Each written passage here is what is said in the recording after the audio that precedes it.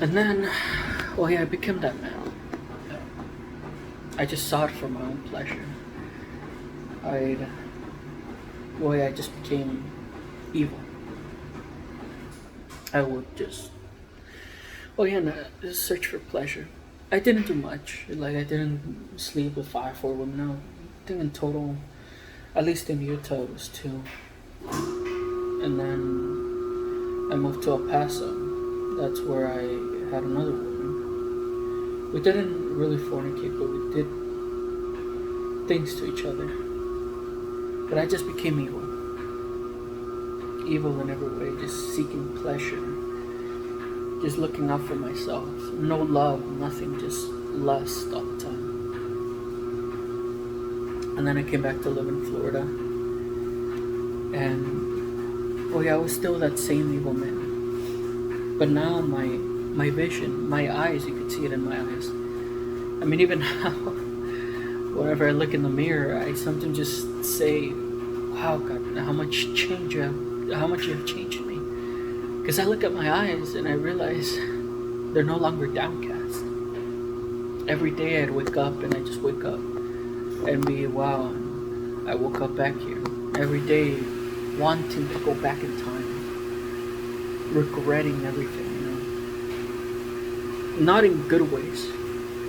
I mean, the only thing I said would be like, I wish I could go back in time to not break up with her. Maybe all of this would have been avoided. But well, yeah, I became a evil man, and I just sought my own pleasure. But even through that pleasure, it was all miserable. Before going to sleep, I'd go and watch porn or read pornographic comics, or in the morning, the same thing. Throughout the day, the same thing. Just all that entire time, all about pornography. It destroyed me, to be honest. Everything in me, in my heart. I would watch a movie and have sexual thoughts. I would go around. I would walk around and see women, and I'd just think about sexual things. Oh, I would do this and that, and just horrible. And then during that time is when the Lord reached me. I was just walking my dogs. I was just completely antisocial, and I couldn't form conversation with anyone. I'd every single day just thinking sexually, and always in my mind just sex. Everywhere in my mind, everywhere. It was horrible, to be honest. No peace, no love. It was just horrible. I got into various things that I just don't love. But one day I was just walking my dogs. There was 2 instances, to be specific. One of them, I was walking home from being dropped from the bus from high school. And I was just walking, and for a while I had been, getting into God. I always knew there was a God. I never denied it. It's just that, with your natural mind, not a spiritual mind, not a mind that knows of God or the Word or what the truth actually is. And I just said to God, Lord, I don't want, well, back then I didn't say Lord or Father or anything like that. I said, God, I know you're real, but I don't want Jesus, I don't want the Bible, I don't want Christianity, Catholicism, I don't want Buddhism, I don't want Muslims, I don't want any other religion, I just want to know you. That was one instance. But like I said, I don't know if they're interchangeable. Because the other instance, now I believe it was God. I was walking my dog, and back then I'd always walk my dog like this, with my eyes like this, no light, all darkness, just with my eyes completely downcast, like this, and my head always down looking to the ground. I could never look at people in the eyes or anything. I never could. Back then, of course. And then, at that moment, I was just walking my dog and just looking at the ground, and I felt this beautiful golden pat on my back. As if a friend came behind you and tapped you on the back, like with the hand like that, hitting you on your back. And out of nowhere, it was like life came back to me. One moment I was drowning, and the next, I was finally able to breathe, you know? To reenact it, I was just looking at the ground, and then I just went,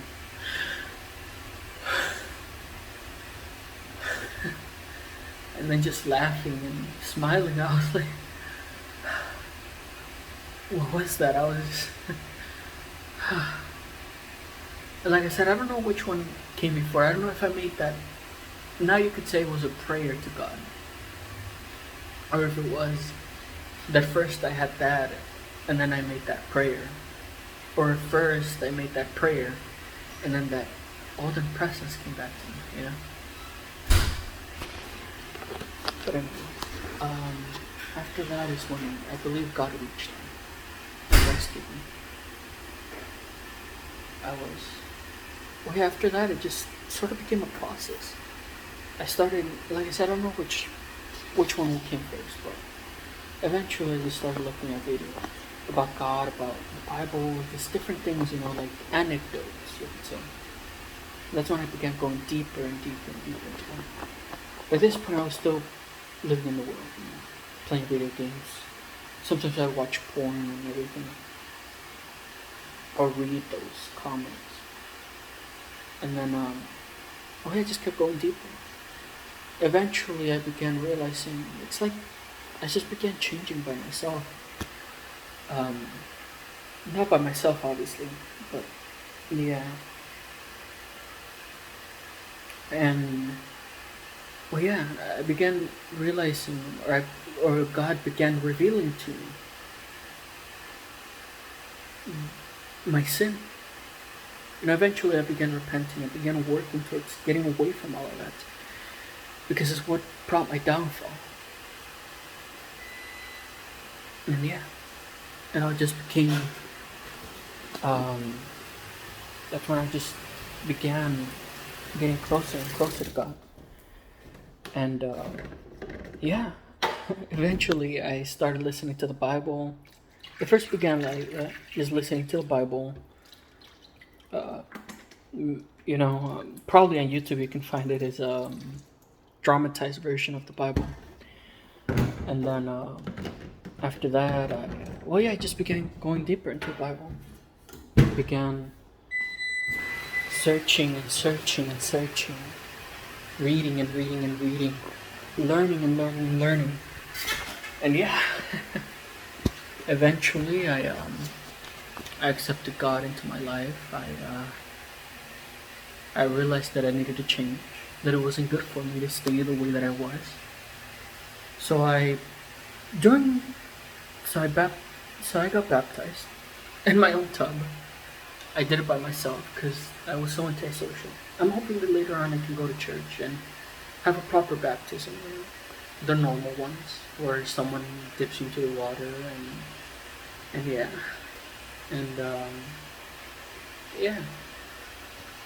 and that's pretty much how God saved me in the place that I came from.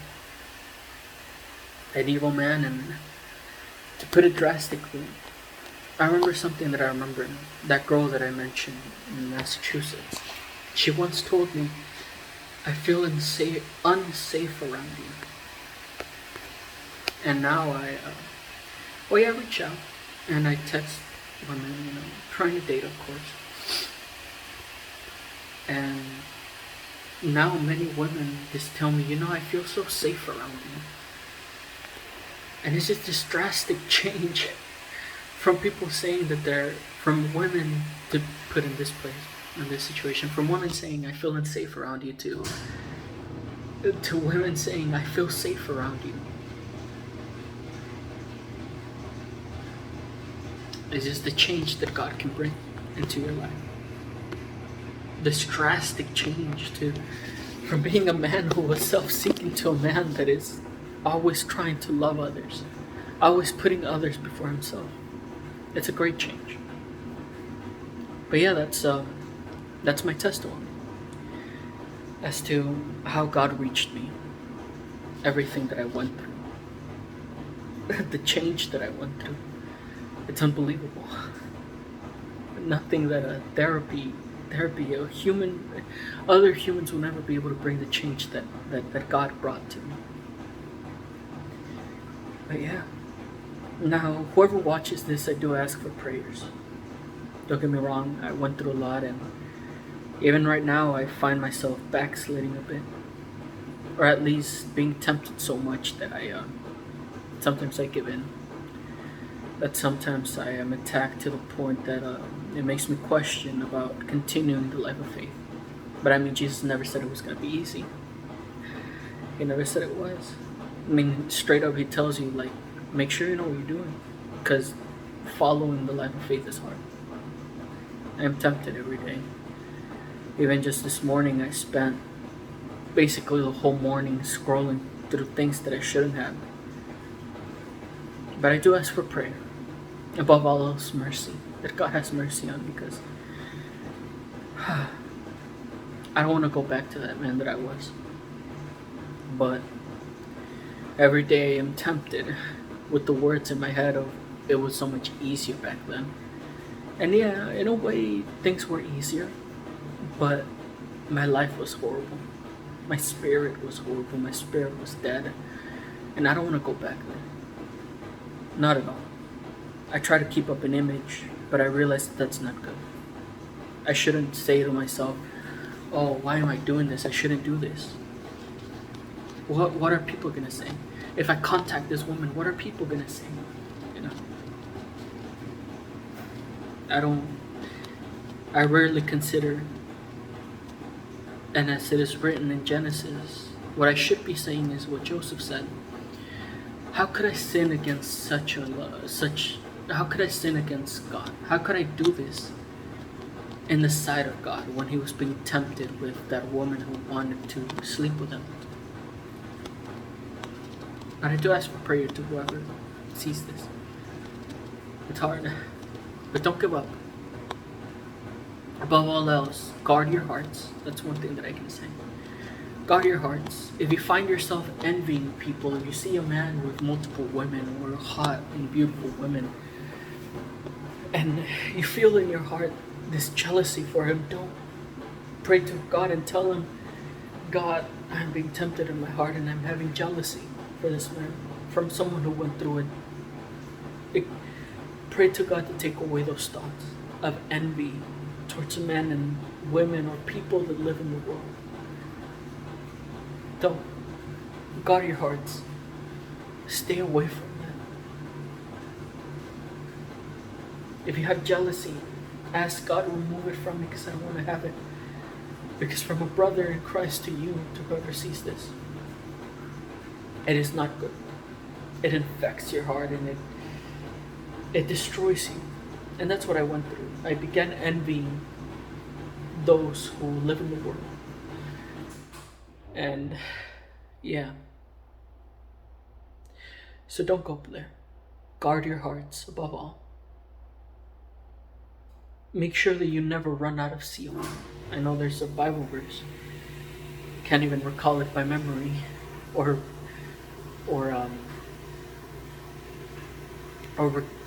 retell it by memory, because, like I said, I haven't been reading my Bible as much as I should be. That's why I ask for prayer. Don't go back there. Protect that seal that you have. Protect your hearts above all. And the last message that I want as a brother of Christ to all of you and whoever sees this is Psalms 69:32. One of the verses that I can recall, because it's something that I love to say to anyone, or when I see someone that has that initial seal and that beautiful heart, is, you who seek God, may your hearts live.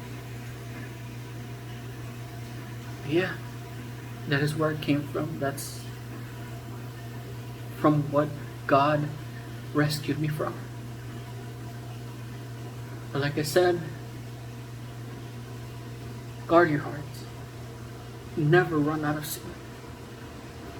Because if you do, it'll make the life of faith a bit harder. And I don't want you all to go through what I'm going through right now, and what I have been going through, and what I have gone through. Guard your hearts and never run out of sin. Take care.